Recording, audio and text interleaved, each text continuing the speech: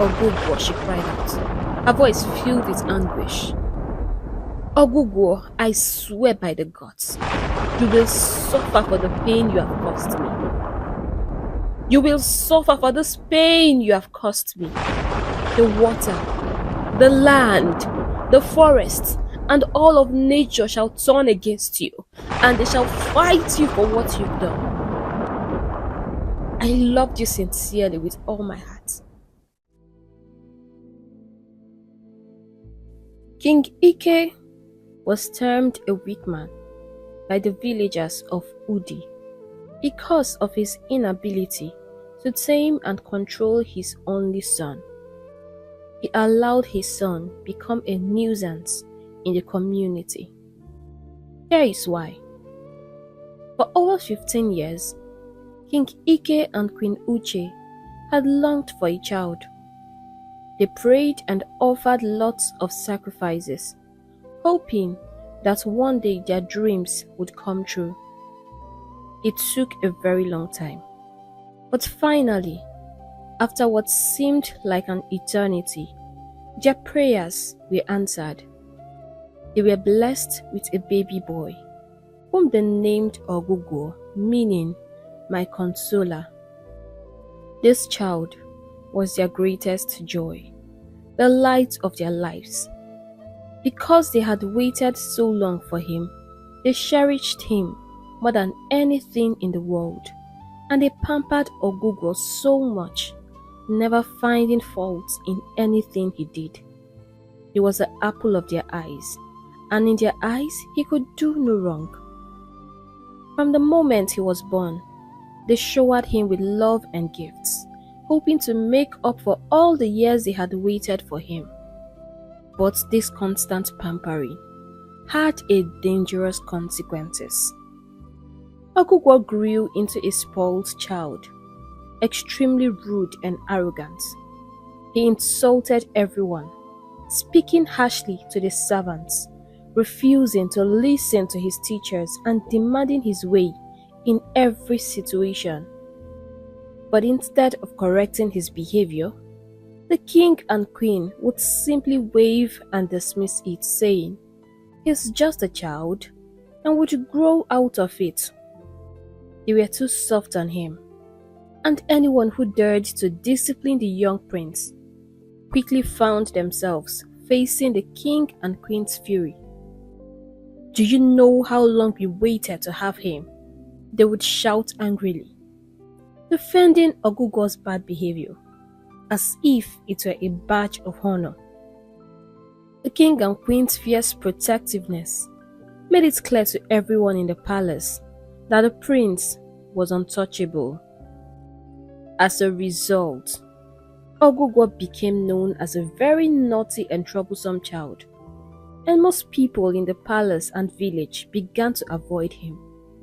The servants would quickly step aside whenever he passed, not wanting to become the target of his tantrums or sharp tongue. And whenever he rode through the village, everyone would clear the road in order not to face his scary temper. They thought that the older he got, he would become better. But no, rather he became worse. He grew wilder and more uncontrollable with each passing year, pushing the boundaries further and further.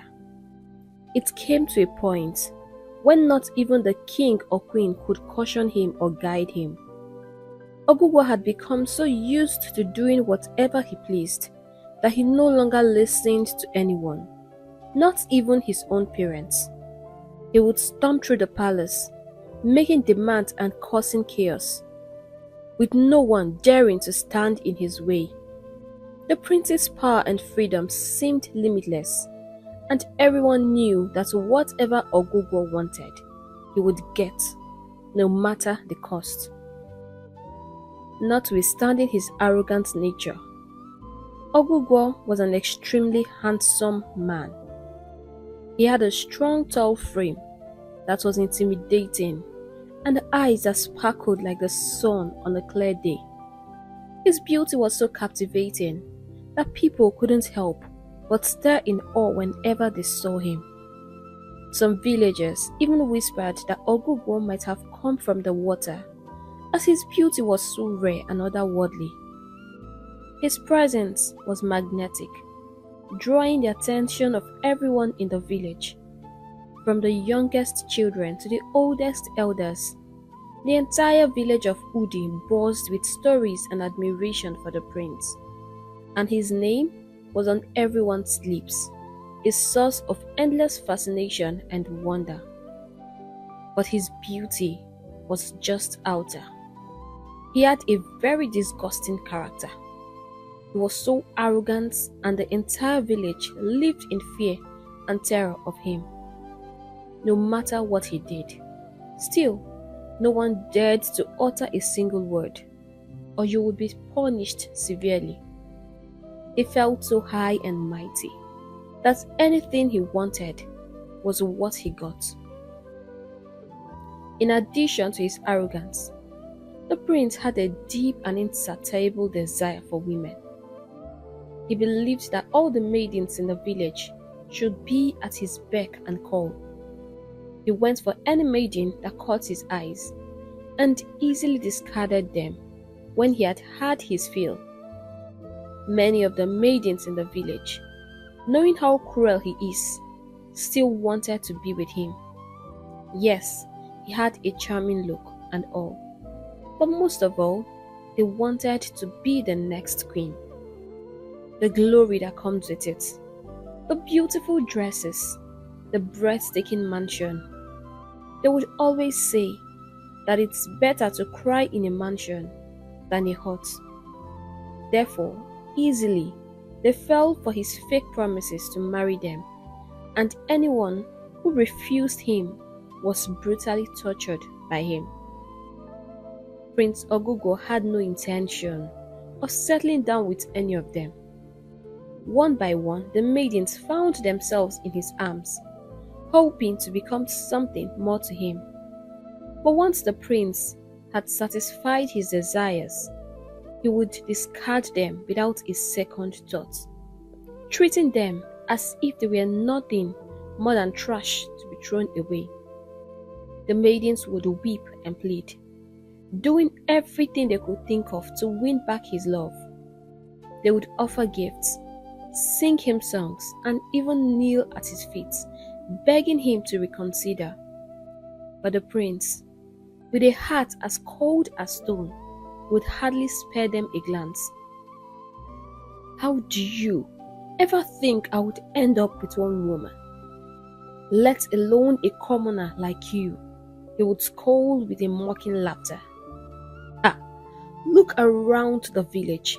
There are so many beautiful maidens, and I want them all. To him, it was all a game, and the maidens were simply pieces on a board that he could move around as he pleased. No one in the village of Udi was happy with the way Prince Ogugo behaved.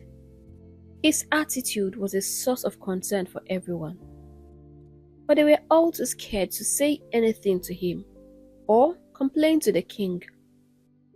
The prince had become someone who demanded respect but offered none in return. He walked through the village with an air of arrogance, treating others as if they were beneath him, and no one could stop him. The villagers whispered among themselves whenever he passed, wishing that someone would have the courage to confront him. But they knew better than to speak out. The prince was not just a powerful figure, he was also unpredictable, and no one wanted to risk his wrath. The king and queen, now realizing their mistakes, watched in despair as their beloved son seemed to spiral further and further out of control. Every day, they saw how Ogugo's actions hurt the people around him, and it broke their hearts. Yet, despite their deep love for him, they felt powerless to change the situation. The prince had no respect for anyone, not even his own parents. if the king or queen tried to talk to him or guide him, Ogugwa would simply brush them off, acting as if their words meant nothing. This lack of regard was like a knife to their hearts, causing them endless worry and sleepless nights. Sometimes, as they lay awake in the dark, the king and queen would whisper to each other, sharing their regrets. "We should have raised him differently," they would say, their voices filled with sorrow. They knew that Ogugo was the future of the Ude kingdom, the one who would sit on the throne and lead their people. But how could he lead when he was so irresponsible, so careless with the feelings and lives of others? One scorching afternoon, when the sun was blazing high in the sky, Prince Ogugwa decided to cool off by heading down to the stream with his servants. The prince had always loved the feeling of cool water on his skin, especially during the hot weather. In fact, it had become a part of his daily routine to visit the stream, where he could escape the heat and enjoy the refreshing embrace of the water. As he waded into the stream, letting the coolness of the water wash over him, he felt a sense of peace. But just as he was beginning to relax, something, or rather someone, caught his eye. There, not too far from where he stood, was a girl, more beautiful than anyone he had ever seen. Her beauty was so striking that it made his heart skip a beat. He whistled softly to himself, hardly believing what he was seeing. The maiden seemed to glow under the sun, her features so perfect that she looked almost like a dream. Is she from this village? Ogugo wondered, puzzled that he had never noticed her before. He prided himself on knowing all the maidens in the village, but this very one was new to him. As he watched her gracefully lift her water onto her head and began to walk away, he made a decision. I must have her. Without wasting a moment, he turned to one of his guards after she had left and said, "Follow her. Find out where she lives." The next morning, Prince Ogugwa had gathered all the information he needed. Meanwhile, the beautiful maiden, whose name was Chisom, was completely unaware of the prince's intention.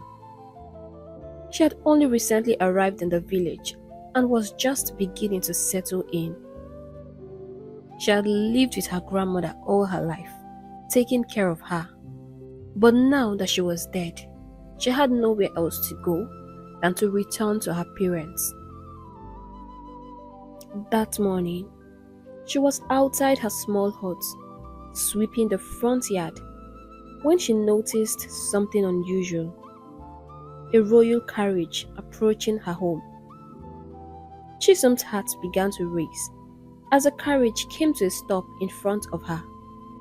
A servant stepped out holding a basket filled with fruits and flowers.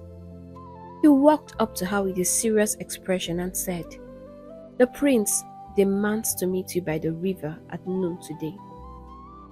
He then handed her the basket, which was overflowing with ripe, juicy fruits and colorful, fragrant flowers. "Me?" Chisom asked in disbelief, her eyes wide with surprise. "Are you sure you are in the right place? I just arrived this village a few days ago, and I've never met the prince." She couldn't understand why the prince would want to see her, a stranger who had only just come to the village. But the servant nodded firmly. "The prince saw you at the river yesterday, and he was smitten by your beauty. He wishes to see you today." Chisom was stunned.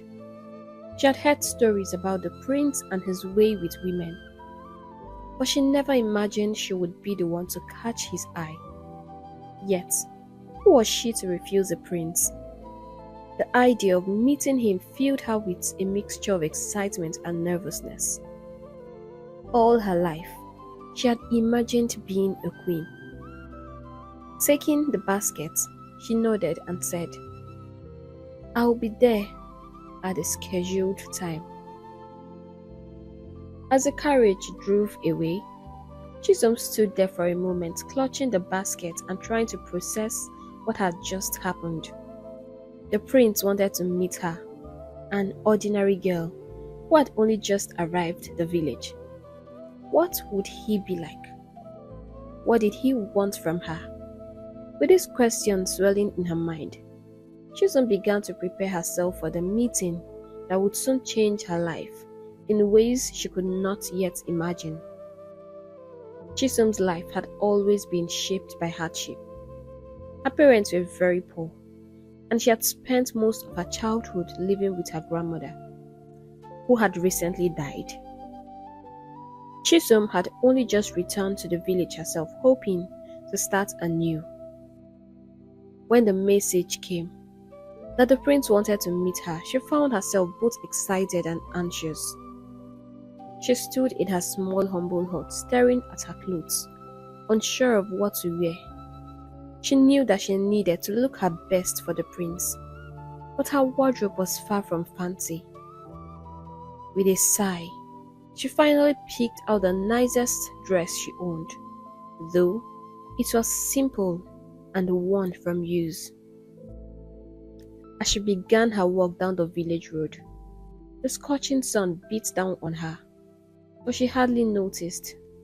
Her mind was consumed with thoughts of the upcoming meeting with the prince.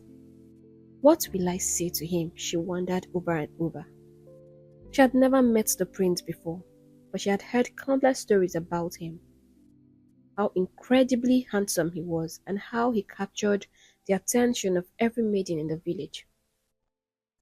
Her emotions were a confusing mix of fear and excitement. Should she be nervous about meeting such a powerful figure, or should she feel thrilled at the chance to be at his presence? Finally, after what felt like hours, Chisom reached the stream where she was supposed to meet the prince.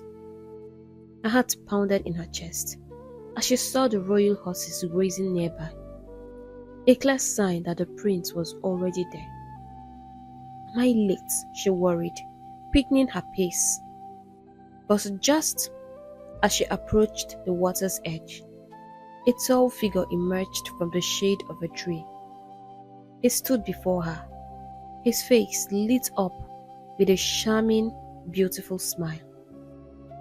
"Greetings, my lady," the prince said as he stepped forward to meet her. Chisom's breath caught in her throat.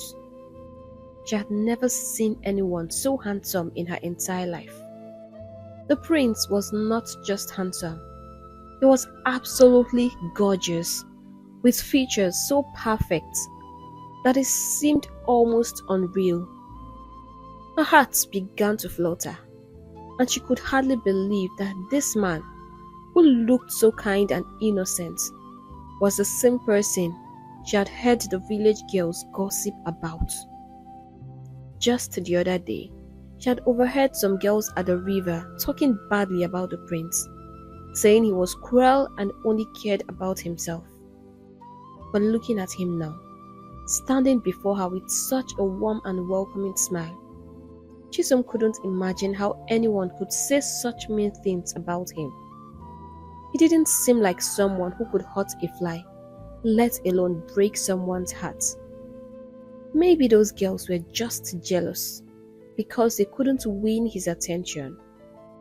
She thought, her doubts melting away as she smiled back at him. The two of them spent the afternoon sitting under the shade of a large tree by the river, talking and laughing together. The prince was so easy to talk to, and Chisom found herself enjoying every single moment. He told her stories about the palace, and she shared tales of her life in the village. They laughed when one of them said something funny, and the sound of their laughter echoed through the peaceful surroundings. For Chisom, it felt like a dream. a perfect moment she never wanted to end. As the sun began to dip lower in the sky, signaling the end of their meeting, the prince called one of his guards over and instructed him to escort Chisom home on one of the royal horses.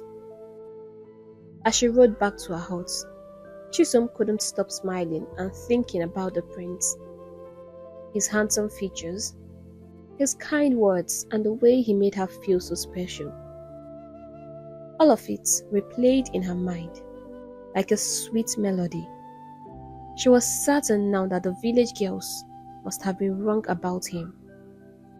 How could someone so gentle and wonderful be anything like the person they had described?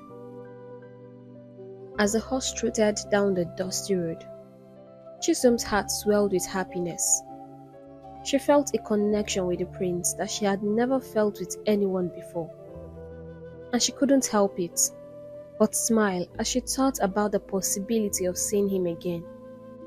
Maybe, just maybe, her life was about to change in ways she had never imagined. Chisom was in the small smoky kitchen, busy preparing dinner for her parents. The sun had already dipped below the horizon, and the sky was growing darker by the minute. She knew her parents would be home soon, tired and hungry from their long day of work. She needed to hurry. But her mind kept drifting back to the time she had spent with Prince Ogugo by the river. She had been so caught up in the excitement of the meeting that she had completely lost track of time. Now, with the shadows of evening settling in, she was rushing to finish the meal before her parents arrived. As Chisom stirred the pot of soup, she suddenly heard the sound of footsteps approaching the hut. The footsteps were quick and light, and soon a familiar voice called out, "Chisom! Chisom!" Recognizing the voice, Chisom smiled to herself and called back from the kitchen, "Ebi, Kekwanu," meaning "How are you?" It was her cousin Ebere, who was always full of energy and always seemed to have something to say. "I'm fine, no," Ebere responded, her voice bright as she entered the small kitchen. But Chisom could tell from the look on Ebere's face that she had something on her mind. Ebere's usually cheerful expression was replaced with a serious one, and Chisom could sense that whatever she had to say was important. "What's that look, Ebere?" Chisom asked. Her curiosity piqued as she glanced up from her cooking. She could see that Ebere was trying to gather her thoughts, as if unsure how to begin. Finally, Ebere took a deep breath and said, Chisom, I heard you were with the prince at the river today." Her tone was cautious, as if she was afraid of how Chisom might react. Chisom felt a small laugh escape her lips. "It's like you all gossip a lot in this village," she replied, shaking her head with a smile. It didn't surprise her that the news of her meeting with the prince had already spread. In a village as small as theirs, word traveled fast, especially when it involved someone as important as the prince. But Ebere wasn't laughing. She looked at Chisom with concern in her eyes. "That's not the point," she said, her voice dropping to a more serious tone. "Prince Ogugo is a wicked man. He has broken and toyed with the hearts of so many girls in this village. He's not what he seems. At first, he might look like an angel, but I tell you, my sister, that man is more than evil. Can you believe that he had promised almost all the girls in this village marriage?" Chisom fell silent for a moment, absorbing Ebere's words. She had heard the rumors about the prince before, but she hadn't given them much thought. Now, hearing the warning from Ebere, someone she trusted, made her heart pause. After a moment, she looked at Ebere and asked quietly, Has he ever broken your heart? Ebere shook her head. No, but he has done that with so many maidens in this village. I love you so much, Chisom, and I would not like you to go through any form of heartbreak. Chisom could see the worry in Ebere's eyes, and she appreciated her cousin's concern. But deep down, Chisom didn't believe that the prince was as bad as everyone said.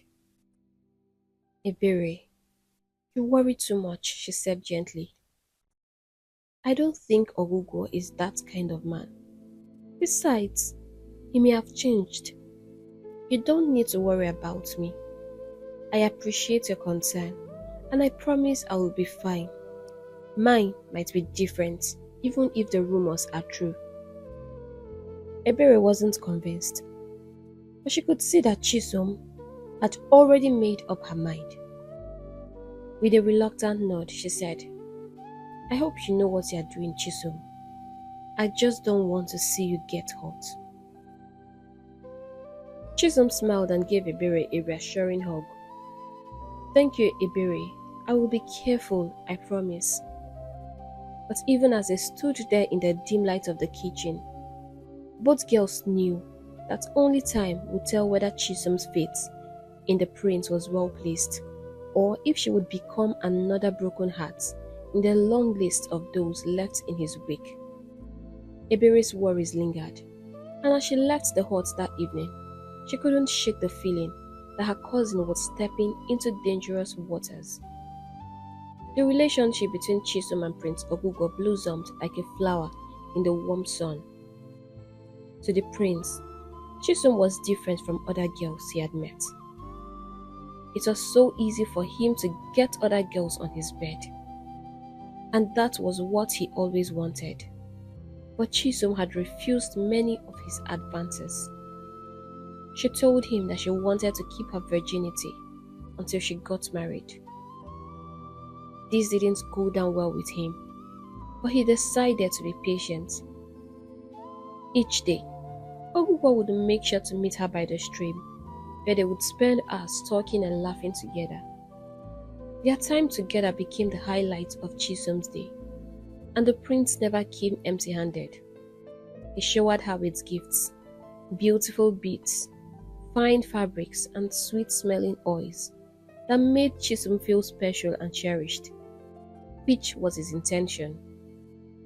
Soon, she began to believe that what they had was something real, something that could last forever. It wasn't long before people began to notice a thing between these two. The other girls who had once sought the prince's attention now whispered amongst themselves. They wondered if Chisom had given the prince a love potion, something to make him forget all the other maidens and focus only on her. But how else could they explain the prince's sudden devotion? Deep down, Ogugo had an ulterior motive. His patience had begun to wear thin, even though he continued to assure her that he respected her wishes and could wait until they got married. In truth, he was really growing frustrated. He had never been with one woman for this long.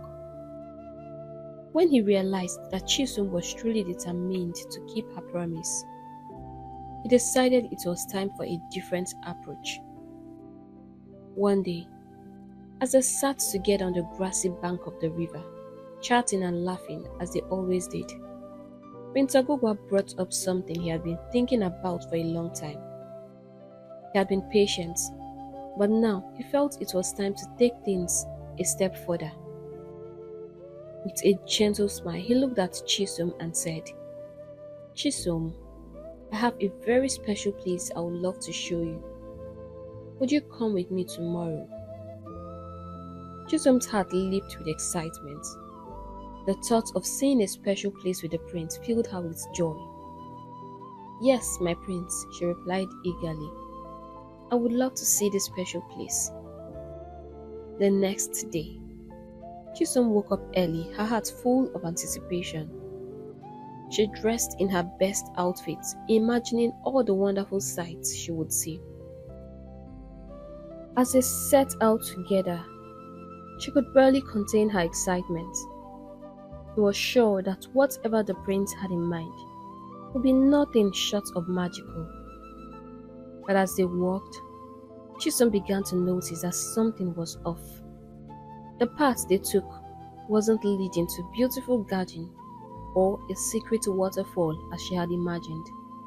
Instead, they wandered into a secluded, quiet area in the forest, far from the village and the bustling life she was used to. The wonderful sight she had hoped for never appeared, and a sense of unease began to creep into her heart. As they reached their destination, Chisom looked around, confused and a little afraid. She trusted the prince, but something about this place didn't feel right. They finally stopped in the middle of the forest, and there in the forest lay a small hut. The prince stopped and they both alighted. He held her hand and led her into the hut. The room looked strange. "What are we doing here?" Chisom asked, wondering why a house was in the forest. Ogugo stared into her eyes. Chisom could see fire in his eyes as he immediately shut the small door and pushed her to the hard floor. Then she realized what was happening. "Please, Ogugo," she cried. "Don't do this to me." But before she could finish speaking, Prince Ogugo's face turned cold, and without any warning, he violently grabbed her, tearing her clothes from her body. Chisom tried to scream, tried to push him away, but he was too strong. Recklessly, he forced himself into her, ignoring her cries and pleas for him to stop. The pain was unbearable, and her voice echoed through the forest, shaking it from its roots. But Ogugo didn't care. He was immersed in a pleasure that caused her pain, focusing on satisfying his own desires. When he was done, he didn't say a word. He simply got up, dressed himself, and ordered her to dress up. Without even looking at her, he drove her back to the village on a horse. Once they had gotten to the familiar dusty road, he left her there, shattered and broken, forcing her to walk home alone in the dark, with nothing but her pain and shame to keep her company. As she stumbled through the village, the horrifying truth hit her like stone. All the warnings, all the things people had said about the prince, they were all true. So sorry it took her this long to find out that Ogugo was not the kind, charming man she had believed him to be. He was evil, and she had been nothing more than a conquest to him. She realized with a sinking heart that he had been with her all this while because she had refused to sleep with him.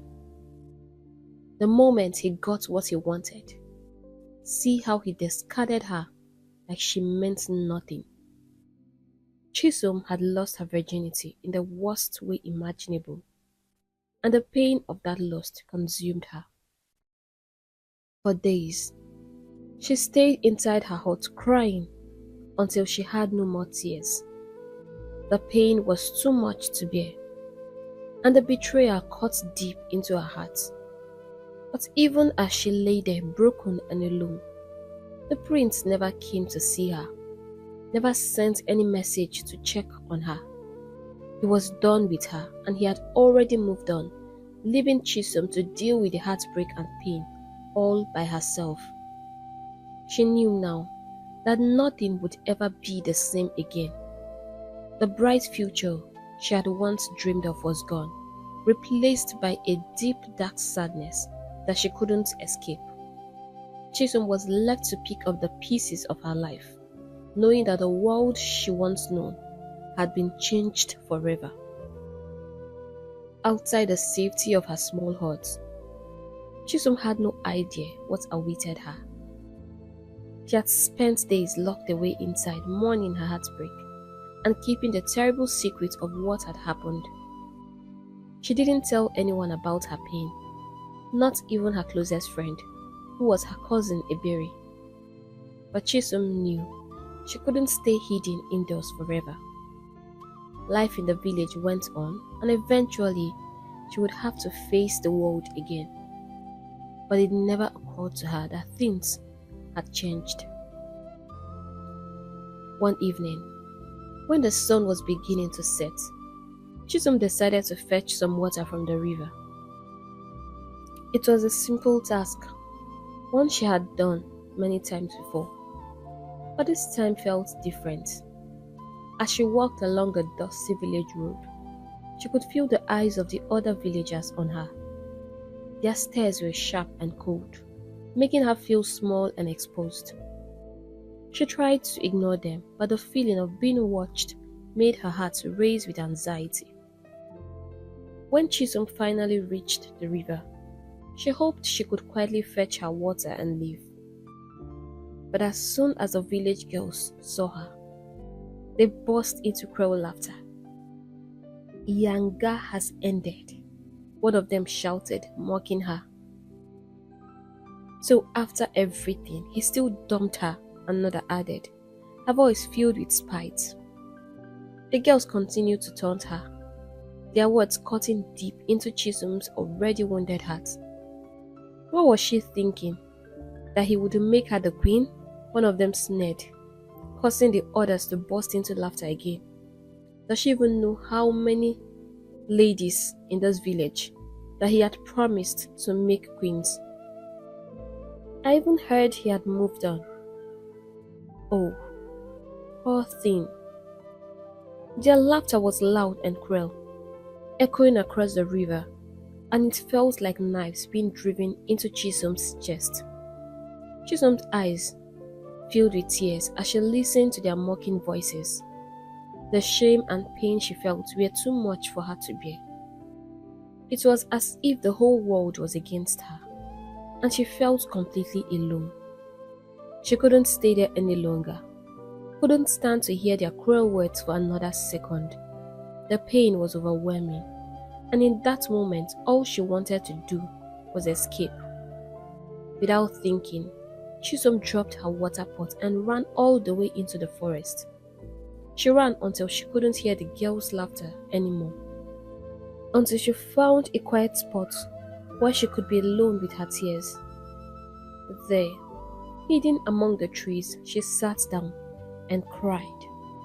She wailed loudly, pouring all her pain, heartbreak and tears on the soil of the forest, until she had no more tears left. When night drew near, she gently walked back home, her chest still heavy, and quietly she slipped into her hut. A few weeks later, Chisom fell ill.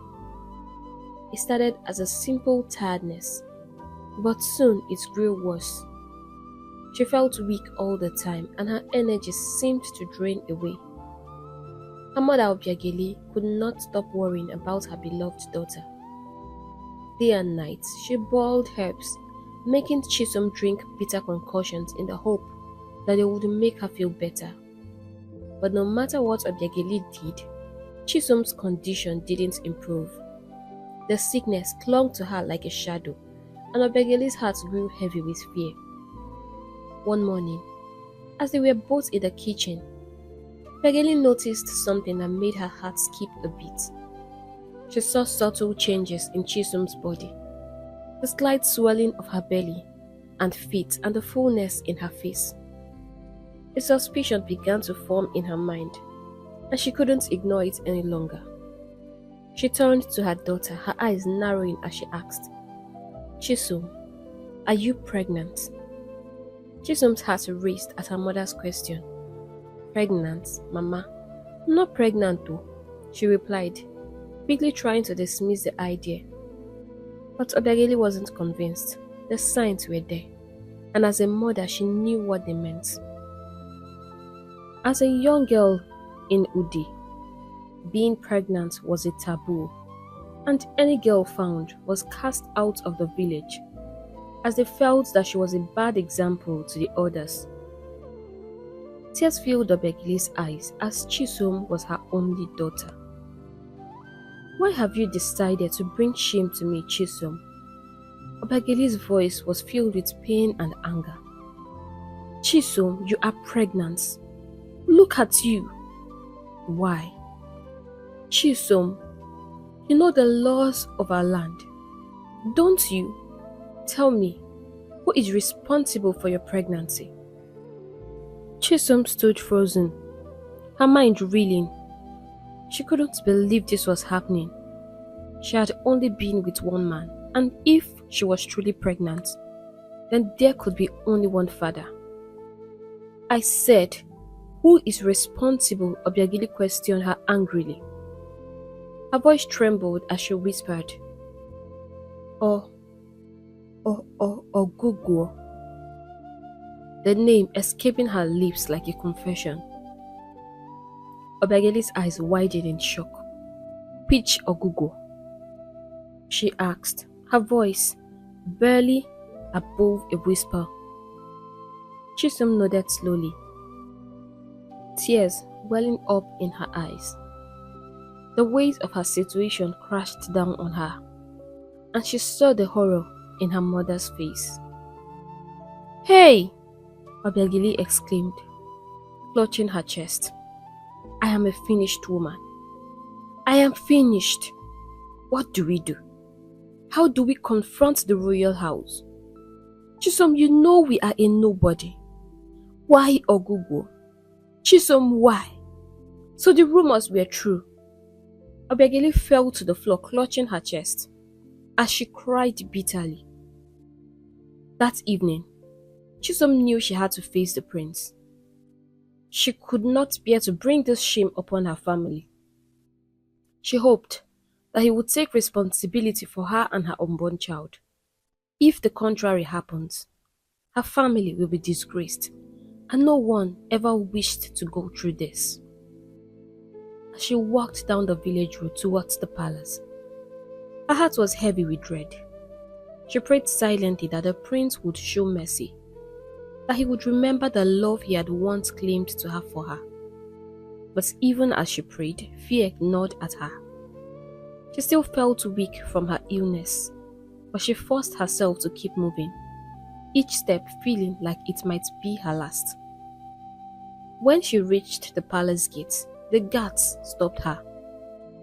I want to see the prince, she cried out, her voice desperate and trembling. But the guards didn't budge. They blocked her way, refusing to let her in. Panic seized her, and she began to scream at the top of her lungs, calling for the prince, hoping he would hear her. Her cries echoed through the palace grounds, and just as she was about to lose hope, the prince himself appeared. He was stepping out, likely heading for another one of his leisurely outings, when he heard the familiar voice at the gate. Let her in, he commanded, and the guards immediately stepped aside. Chisom walked into the palace compound, her legs trembling beneath her. As she approached the prince, she could feel his cold, piercing gaze on her. The warmth and charm she had once known in him were gone, replaced by an icy indifference. This wasn't the Ogogo she had spent those sweet afternoons with by the river. This was the cruel, heartless prince the village girls had warned her about. So, how may I help you? Prince Ogogo's voice was flat, emotionless, as if he were speaking to a stranger, not the girl he had once promised to marry. Chisom knew she had to get straight to the point. I'm pregnant, she said, her voice barely a whisper. The prince didn't react. He stood there, expressionless, as if she hadn't spoken at all. I am pregnant, she repeated, louder this time, her voice shaking. And I don't understand why you're telling me this, the prince sneered. Why don't you go to the bastard's father and tell him you are pregnant." Chisholm's heart sank. "You are the father, my prince. You are the only man who has ever been with me." A sudden fury fled in the prince's eyes. "Will you shut that crap up?" he thundered, his voice echoing through the courtyard. "So you think I don't see the way you frolic with other men in this village? You think I don't see it? And now, you want to pin your bastard on me? Look, I know you are a slut, and you can't fool me with your fake innocent tears." Tears streamed down Chisholm's face as she went down on her knees. "My prince, remember how you said you loved me. Remember how you promised to marry me. You can't do this to me. You know the law of our land. I will be openly disgraced and cast out. Please, save me from this shame," she cried. But the prince only laughed, a harsh mocking sound that cut through her like a knife. "You should have thought about that when you went about opening your legs for any Tom, Dick and Harry. You must be joking. Have you ever taken a look at yourself? I, Prince Ogugwo, the heir of the throne of Udi, marry you. Remind me who you are again. Can your cursed womb ever carry my child?" He turned to the guards, his voice cold and commanding. "Guards, throw her out." As the guards moved to obey, the prince pointed at Chisholm with a look of pure contempt. "And you," he spat, "find the father of your bastard, and I'll kill you if I ever see you anywhere near this palace again. If you can't face the shame, you might as well get rid of it." Chisholm's world crumbled around her as the guards roughly grabbed her arms and dragged her out of the palace. Her pleas, her cries for mercy fell on deaf ears. To the prince, she was nothing more than a nuisance, a problem to be discarded, and so Chisholm was thrown out of the palace like she was nothing, her dreams shattered, her heart broken and her future uncertain. In her pain, Chisholm found herself wandering to the forest, a place she often went when she needed to cry. It was a quiet, secluded spot where she could pour out her emotions without anyone seeing.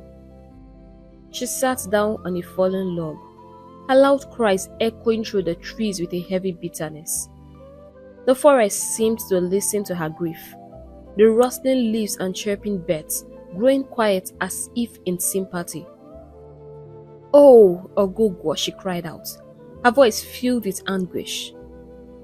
"Ogugwo, I swear by the gods, you will suffer for the pain you have caused me. You will suffer for this pain you have caused me.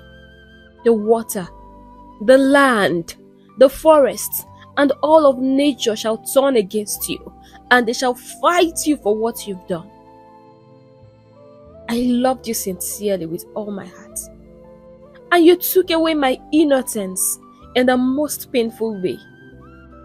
From this day forward, may pain be your only companion." Her words were a curse born of deep pain and sorrow. She spoke with the raw emotion of someone who had lost everything. As she sat there, Chisholm felt the cool breeze brush against her face, as if the forest itself had stamped her words. As night approached, Chisholm cried all the way back home. Her heart was heavy with sorrow and betrayal. The weight of what had happened was more than she could bear, and she began to wish she had listened to Iberi's warning. As the tears streamed down uncontrollably, she felt an overwhelming sense of regret and despair. How could she have been so foolish? How could she have trusted the prince with all her heart, only to have it shattered so cruelly? When she finally returned home, exhausted from crying, Chisholm knew she had to tell her parents what had happened. Her father, Obiageli's husband, listened in stern silence. As she recounted her encounter with the prince, the anger in his eyes grew with every word until it blazed like a fire. "You mean the prince threw you out of the palace?" he asked, his voice trembling with anger. "He thinks I'm like the other men in this village, that he can treat their daughters like this and get away with it. They make the law and they defile it. He will see. I will deal with him." That evening, driven by his fury and injustice done to his daughter, Chisom's father gathered his wife and some of his kinsmen. Together they marched to the palace, determined to confront the king and demand justice. The group stormed through the village, their anger palpable, ready to stand up to the prince who had wronged them. But when they arrived at the palace, their demands were met with cold indifference. Ogugo, who had already shown his cruel side to Chisom, ordered his men to flog them with a whip and drive them away. The guards followed the prince's command, descending on Chisom's parents and the kinsmen with merciless strokes of cane. The whips cracked through the air, leaving painful welts on their backs as they were brutally thrown out of the palace. With pain searing their body and hearts, heavy with the sting of humiliation, they made the long walk back home. Chisom's heart ached even more when she heard how the prince had treated her parents. The pain she felt was no longer just for herself, but for her family, who had been dragged into this nightmare because of her. She wished more that she had listened. Not knowing what else to do, Chisom's parents hid her indoors. They didn't want the villagers to find out that she was pregnant. But in the small town of Udi, nothing could stay hidden, and Chisom knew this. She couldn't bear to face the shame and ridicule. They had gone through enough. In the quiet of her room that night, Chisom made a decision. She needed to leave, to find a place far away where no one knew her, where she could start anew without the weight of her past hanging over. Chisom packed her few belongings with her, her heart heavy with sorrow, but resolute in her decision. With a final glance at the home she had always known, Chisom set out on a journey into the unknown. Many years passed, and Ogogo had ascended the throne by this time, now becoming the king of Udi. One would think that life would have taught him a lesson, but no, it hadn't changed a bit over the years, and he ruled with arrogance and iron fist. But as so many years flew by, life began to humble him. His life, once filled with the pleasures of youth and power, had taken a different turn. He had married several women over the years, but something important was missing: a son to inherit his throne. The palace was filled with the laughter and chatter of children, but they were all daughters. No matter how many wives he took, no matter how many prayers were said, a son was never born to him. When his last wife gave birth to twin daughters, his heart was shattered, and he ripped his garments into pieces as he cried bitterly. He now had 40 daughters in total. 40! "What have I done to deserve this?" he cried. As the years flew by, Ogogo's heart grew heavier, pressing down on him like a great weight. The older he became, the more desperate he felt. What was he going to do? His heart was sinking deeper into despair with each passing day. Without a son, his royal line would end and the throne of Udi would pass to another. The thought of losing the throne tormented him, driving him closer to madness. He had sought the gods severally, but they were silent on him. In his desperation, Ogbugbo decided that he needed to seek a powerful chief priest. Perhaps they could offer an explanation, a solution to the curse that seemed to hang over his life. He gathered the elders of the village, wise men who had advised kings for generations. Together they discussed the matter, their faces lined with worry. After much deliberation, they decided to seek for the most powerful chief priest in the region, a man known for his ability to communicate with the gods and could provide answers to the most difficult problems. It was a daunting task. They traveled across mountains and hills, but finally they found one. They set a date on the sacred day of Eke for the chief priest to come to the palace and perform the necessary rituals. On the appointed day, the chief priest arrived at the palace. He was an old man, his face withered by years of service to the gods.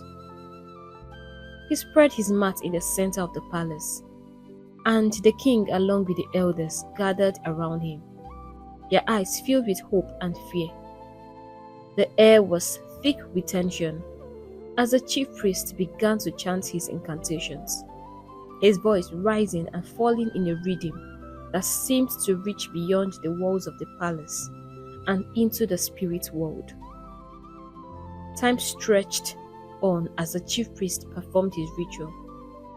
The king's heart pounded in his chest, each beat a reminder of the urgency of his situation.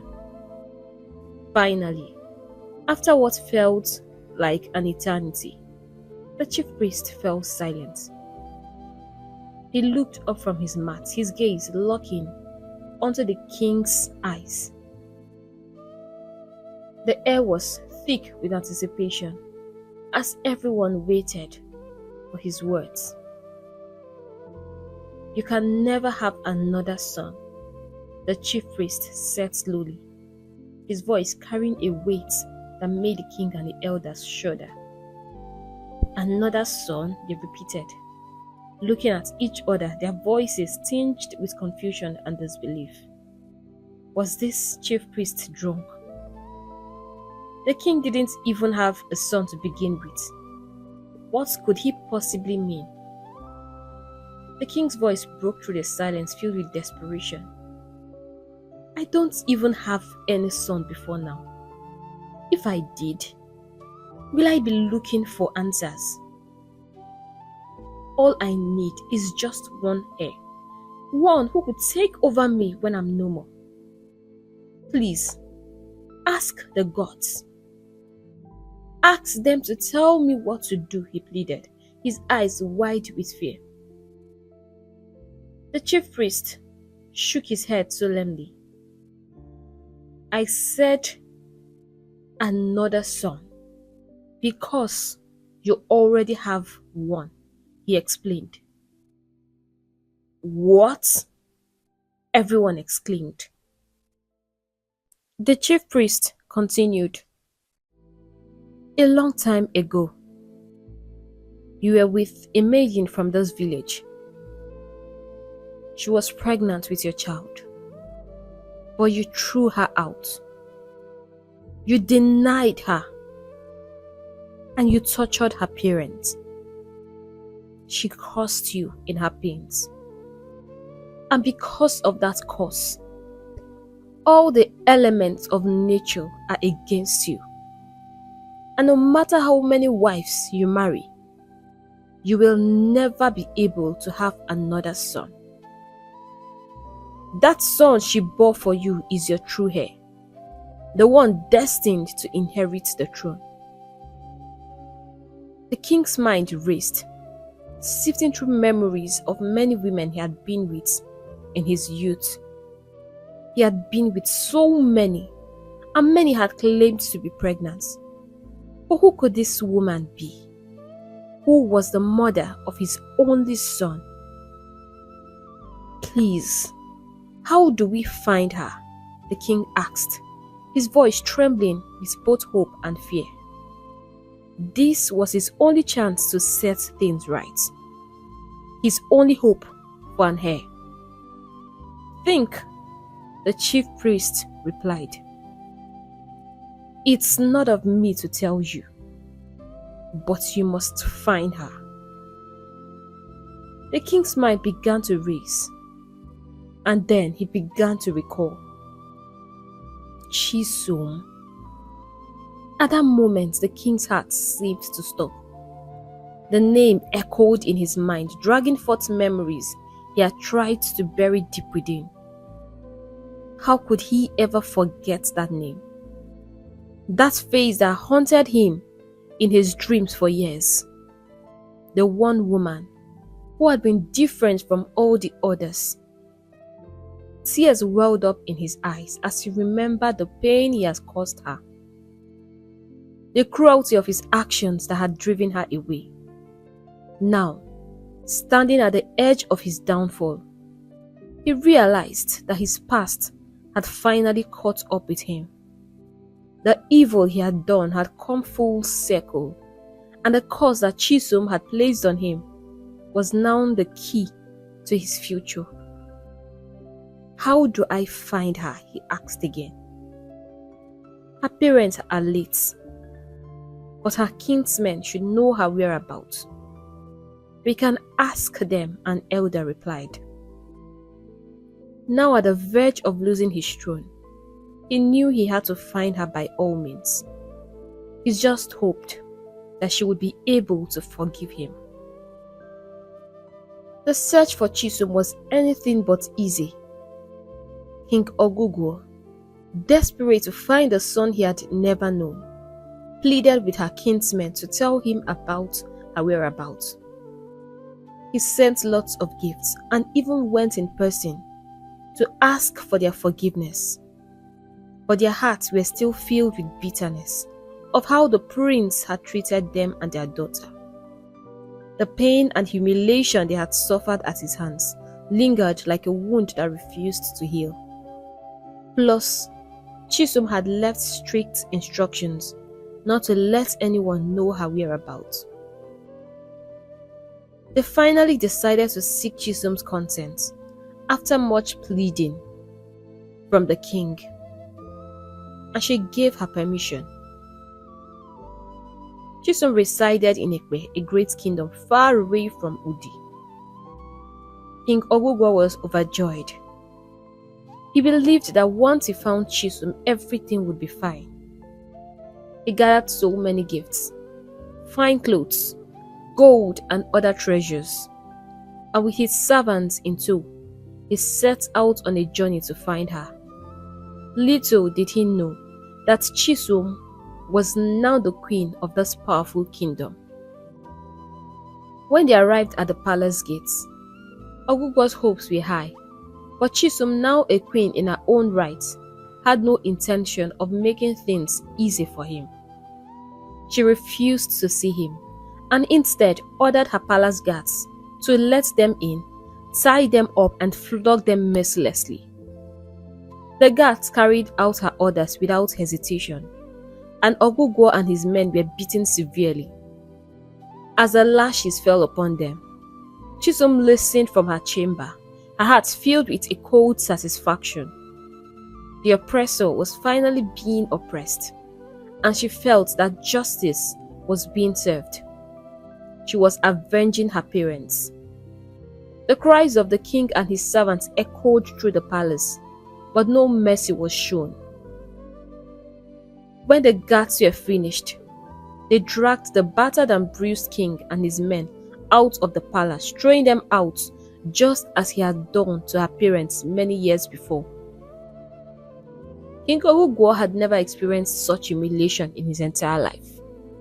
His back throbbed with pain from the lashes, and he rode back to Uli, shame weighing heavily in his heart. and feeling so powerless.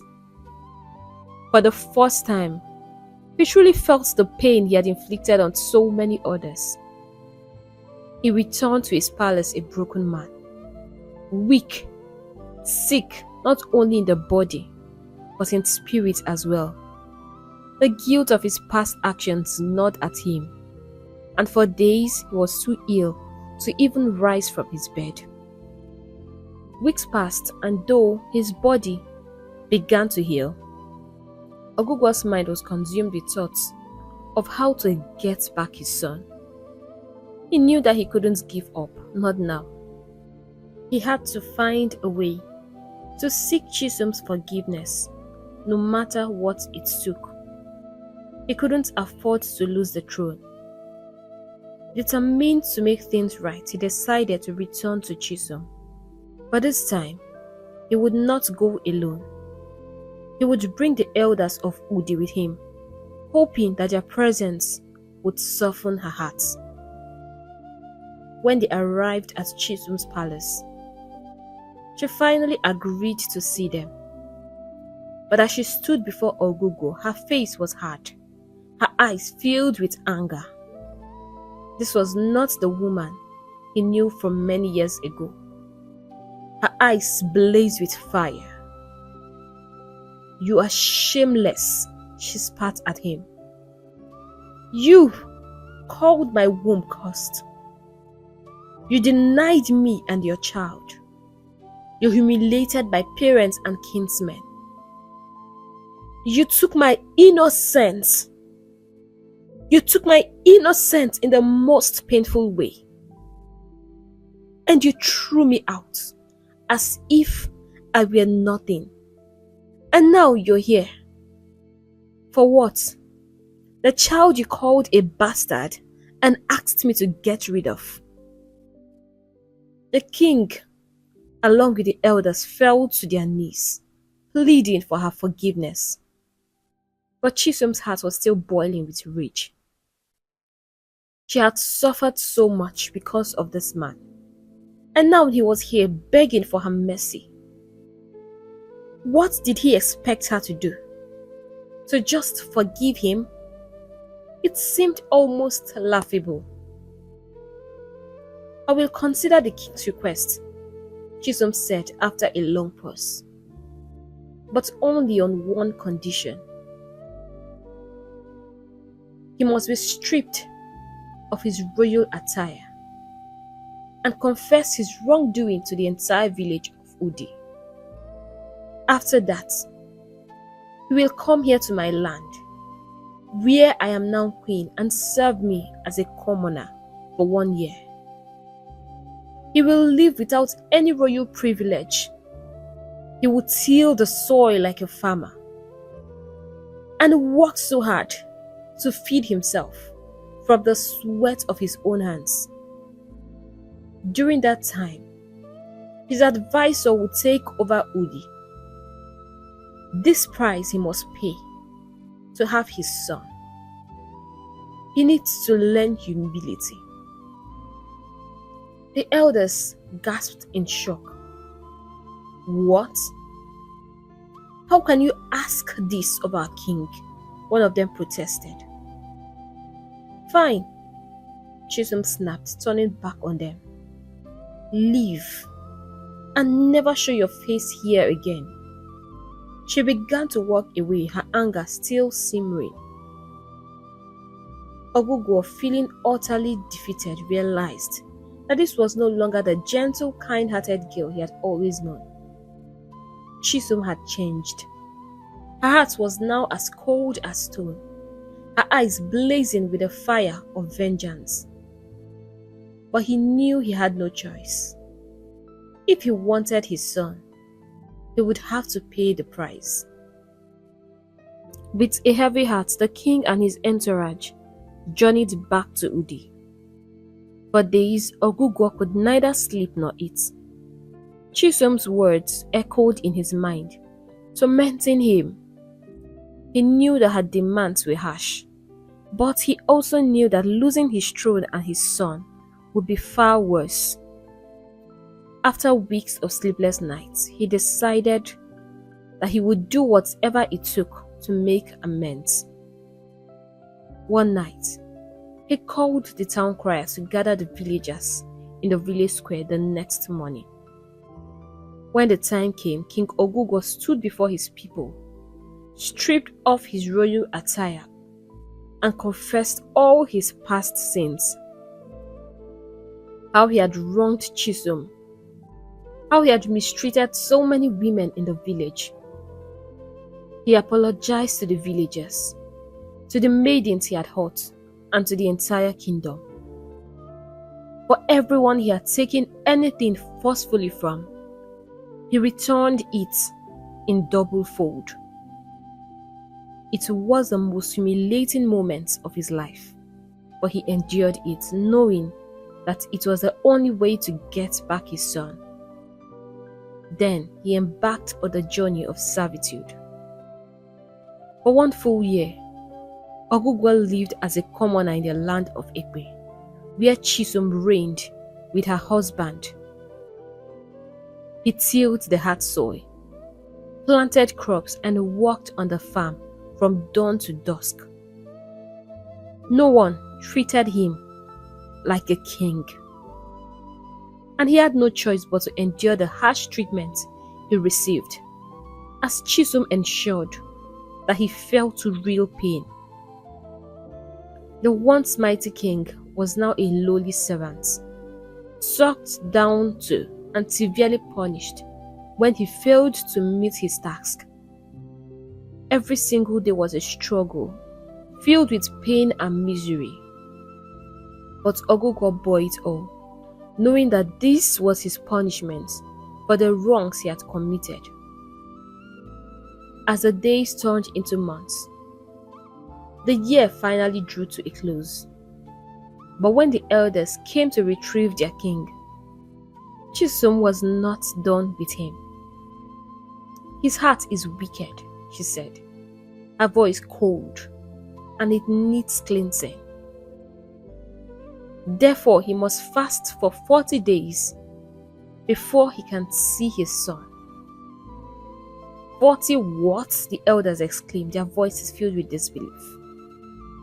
"He has done all you asked him to do. Look at him. Our king is dying. He can't make it to 40 days, they pleaded. King Ogugo was losing himself, as the 1 year had been the worst year of his life. "If that's too much price to pay, then you all can leave and never see the prince," Chisom replied, unmoved by their protests. The elders pleaded with her, but she refused to relent. Ogugo was now a shadow of his former self. Still, he agreed to the fast. "I will do it," he said quietly. "You all should go back. I will face my punishment no matter how grievous." But just after 10 days of fasting, Ogugo's body could take no more. He fell seriously ill, his once strong frame now frail and weak. The elders of Udi, along with the villagers, returned to Ikpe, crying and begging Chisom to have mercy. As they pleaded with her, memories of the past flooded Chisom's mind. The pain of how Ogugo had taken her innocence, how he had cruelly thrown her out. The anger and the hurt she had buried deep within her threatened to rise again. But as she looked into the faces of the villagers, saw their desperation, she knew that the time had come to let go. For the sake of the people, for the sake of her son, Chisom knew she had to forgive Ogugo, even if he deserved no mercy. She hosted the people for the day, and the next morning, she presented her son Ifai to them. He was tall, handsome, the very image of his father, yet so different. He was well raised, kind-hearted, nothing like the man who had caused her so much pain. The entire village rejoiced at the sight of him, for they knew that the future of Udi was now secure. With tears in her eyes, Chisom handed Ifeanyi over to the elders. "Here is a son, and the heir to the throne of Udi," she said softly, her voice filled with emotion. King Ogogo, weakened and humbled, could only weep as he thanked her. He had learned a lesson he would never forget, one that would haunt him for the rest of his days. As the people of Udi marched out of Egbe with their new prince, Chisom watched them go, feeling a sense of peace she hadn't known in years. She had fought her battle, and she had won. Her son had returned to where he belonged, and she had found a way to heal, even from the deepest wounds. The past was finally behind her, and her son would take his place in the throne of Udi. Hey besties, thank you for watching this story, and I hope you enjoyed it as much as we did enjoy making it. I would like you to share your lessons in the comments section, and if you are yet to subscribe to our YouTube channel, please subscribe and hit the notification bell so that you get notified whenever we post new stories. Thank you for all your love, all your support, all your encouragement. They mean a lot to me. Right now, I'll have to go and see you in the next story.